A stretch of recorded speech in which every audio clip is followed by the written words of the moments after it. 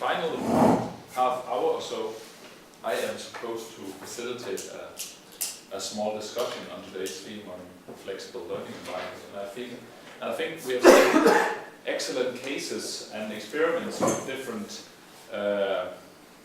approaches to more flexible ways of designing learning environments. So everything from rearranging the physical spaces to more digital and online spaces, we have seen some different ways of utilizing that. And in my opinion, I don't think it might be kind of superficial to have a division between physical spaces and online spaces. From what I can see that the students are doing at the moment, they are like working in hybrid spaces. They're both making use of the physical spaces that they are surrounded in, and also in the online spaces. And they don't distinguish between their online presence and their physical presence. For them, it's just a mix. But what should we be discussing for the last 25 minutes? Anything that you have really, like something that have provoked you, or else it's you who are supposed to discuss. I'm not supposed to stand here for 30 minutes and talk. Yeah? Yeah, I would like to know how can we encourage people to experiment more with their teaching. I think we need more experimentation. Yeah. Because from what I see, it's really conservative what people are doing. So how can we increase this? Mm-hmm. How can we engage the students in where they are? They're not the same students we had 10 years ago. There's a difference now. Yeah. The way they are using information technology and all that, and you talk about how Moodle doesn't work. I remember when we introduced Moodle involuntarily at the school, I said, okay, so we need to organize it so it's how can we say, structured in similar ways between the different semesters in education. That didn't happen. Everything is different. Some use Moodle as a storage space for stuff. Some use it to structure the teaching, and some actually engage in the chat forums. But it's very different. So how can we go forward?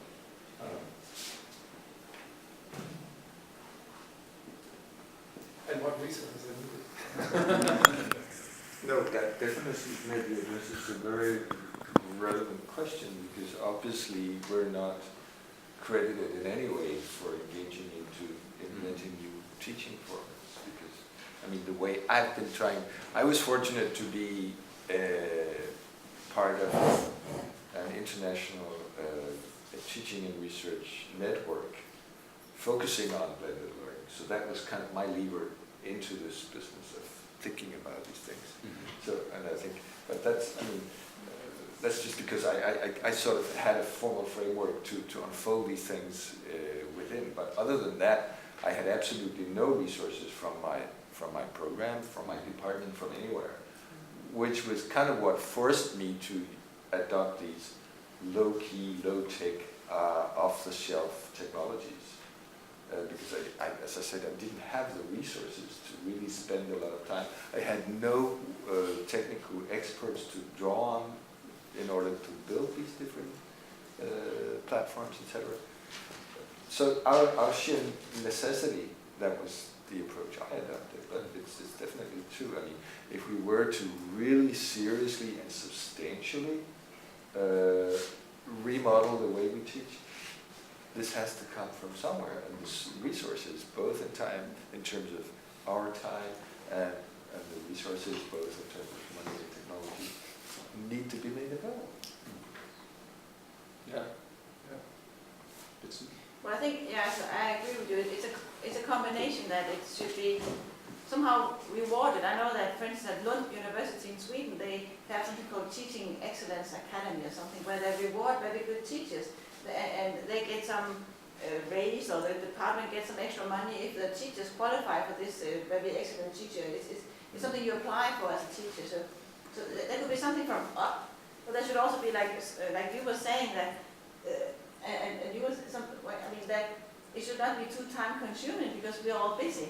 So something that does not take that much extra time, and where you also know who can I go and ask. Is some, and that's what I mean. After this seminar, we're hoping, or we are not just hoping, we're going to make some material that should be available. I mean, that is going to be available for free for everybody via the PBL Academy website.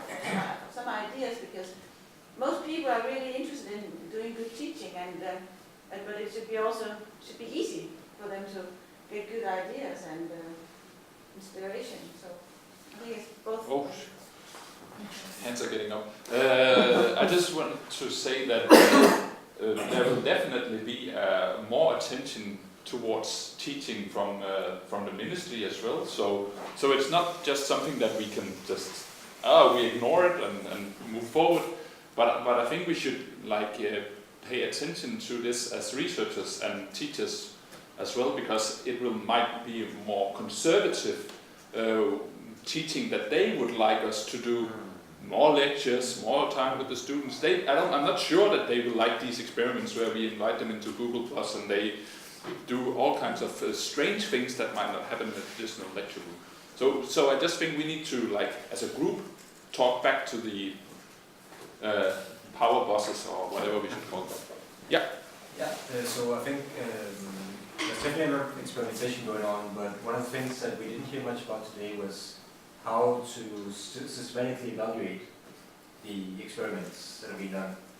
And it seems to me, not really many of the presentations touch upon it, and it seems to me that it can easily get quite subjective and actually very non-scientific in the way that it's really, perhaps in the end, more the teacher's impression of whether he or she is enjoying it. It seems not very methodological, the way of assessing whether it works or not. That's my point, and if anyone wants to comment on their way of their thoughts on that, we are evaluating their experiments. I think you're right. Any comments on that? Yeah, I think you will. So I guess for me it was the Adjunktpädagogik, the pedagogy course for assistant professors, and the evaluation there and reflection is in the form of a portfolio which is reviewed by the department supervisions and the pedagogic supervisors. So that would be one form of evaluation then. But I agree that there's lack of scientific systematic review of these experiments. But then the other question is, I guess, if you are in the process of developing these things, do you really want to have that scientific evaluation at that point, and not just when you say, okay, now it's finished. This is after 3 years of how much time you need for developing these kind of courses. That might be something that you want to evaluate. Of course, it's difficult and it's a challenge, definitely.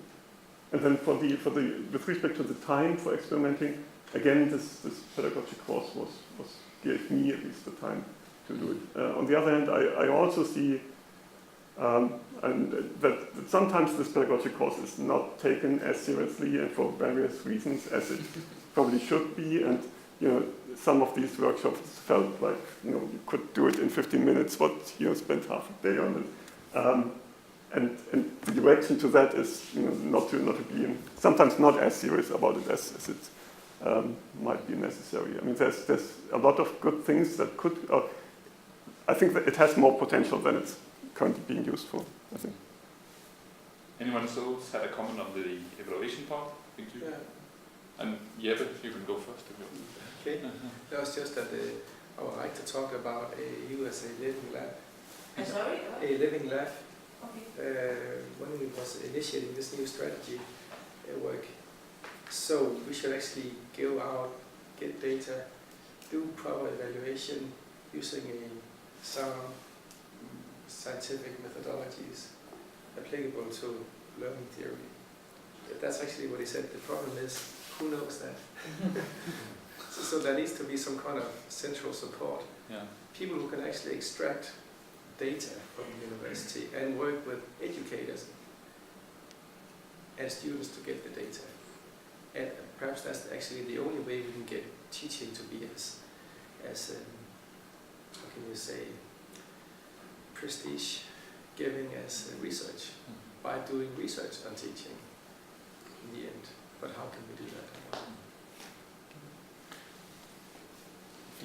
I think it's been mentioned already, but I was thinking about standardization, because again, when we begin to talk about evaluation, then we talk about standardizing. And while we standardize, then again, perhaps we lose because I could see quite a lot of creativity, innovation, and so on, and all that. So I think it's a question, it's one versus the other. And whether probably it could just be about developing some basic principles probably, as opposed to standardizing. I think that's a conversation that needs to be taken up. Yeah, because again, what works in one practice and what is evaluated in one practice as a good solution to teaching problems might not work in another practice. So I think it is more necessary for us to get inspired and see how others are doing, and then integrate it into our own practice, which will require some practice knowledge and so on. I think some of the ideas we talked about today with the blended learning and flipped classroom, and there's already a lot of research being done in Denmark and the whole world that has shown that this is very fruitful for learning. So of course we could add to that body of knowledge, but I think it's like Janne was just saying, that it does not have to be really complicated to do an evaluation. You can just ask your students to write down on a piece of paper what has worked well, what could be better. I mean, it does not have to be really highly sophisticated, as long as you're just developing your course. And because, as Jakob was saying, you always have to make small adjustments, because you teach one course 1 year and you teach the same course next year, it's another group of students, so you still need to make some changes. And I think it's, and of course we could have others coming in and really do a proper evaluation from time to time and do really scientific, vigorous, and you can publish it and all that, but I think it's two different things. I mean, it's like, do you want to develop your teaching and make sure that it's not completely crazy, or is it something research-based? Research-like. Yeah. How will you fight each other? Well, I'm agree with the research part, and I also agree with you. There are too much research already done. But I also think that there is important relevance to do more research on practice, teaching practice. But I think that the problem is not doing more research, or to experiment, or to have a nice web page of PBL. But because I am biased with my thesis, everything is about policies and institutional policies.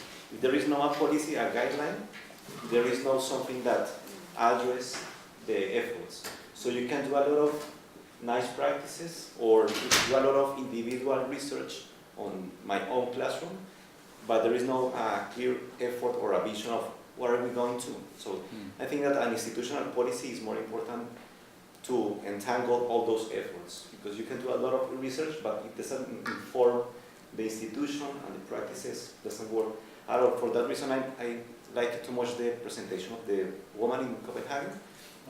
Because I think that space is not a metaphor or a real thing, the physical space. I mean, what she was talking about, since my point of view, is that there is a need to move to a more organizational and institutional level.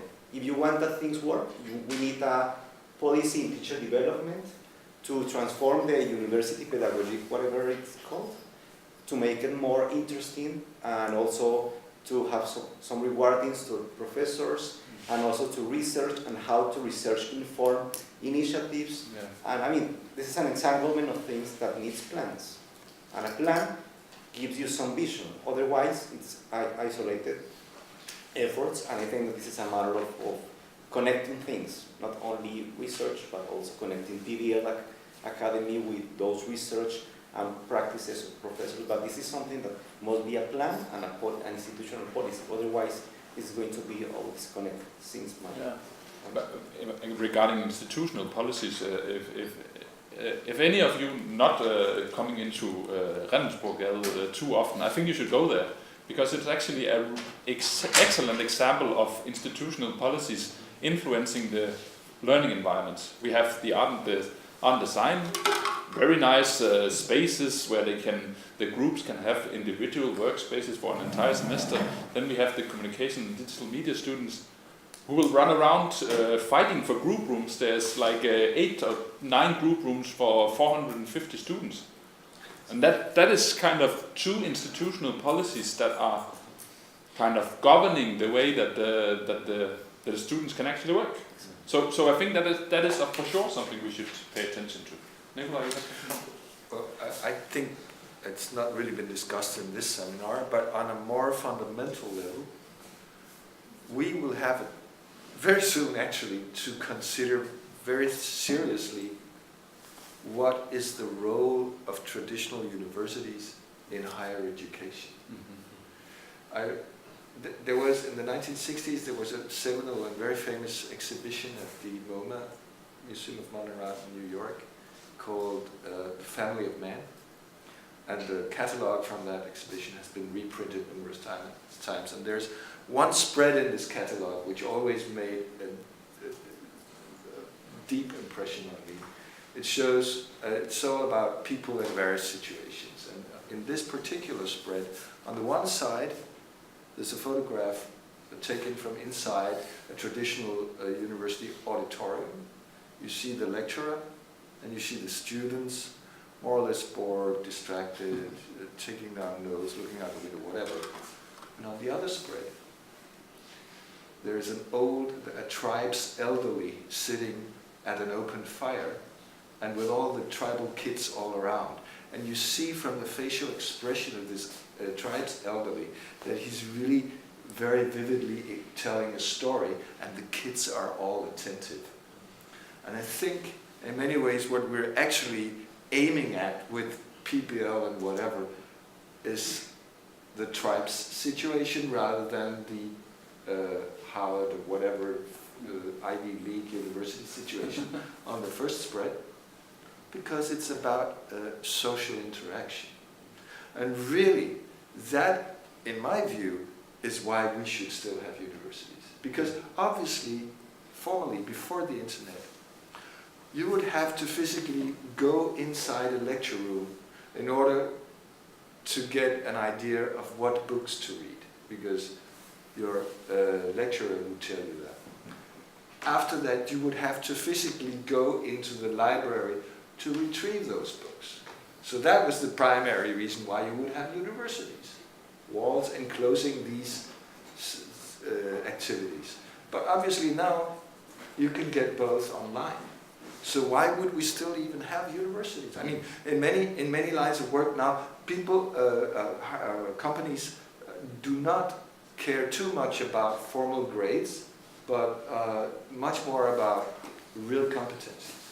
So if someone actually learned how to code off of some internet website or whatever, he or she would get the job rather than someone with a degree who wasn't really able to do anything at the end of the day. So we should really ask ourselves this question quite seriously, I think. And I think the social interaction part, as Mike was also telling about, what is the physical setting for the social interaction?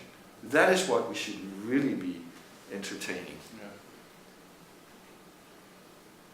Yeah, maybe also if I can just add also something about, because I think that's very, the kind of the DNA of Aalborg is actually that we are kind of the front movers here, that we want a modern kind of knowledge development, and I think that's really, really interesting, and that's something where we can actually really be front runners, but I think it requires us to think about how do we develop that, how do we develop then PBL and all these sorts of the didactics, so that we keep pushing the boundaries of how students learn and how the learning environments and all that. How do we do that? And I think that requires a kind of, these kind of discussions or some strategies or something. But I think that's a really interesting issue to discuss, definitely.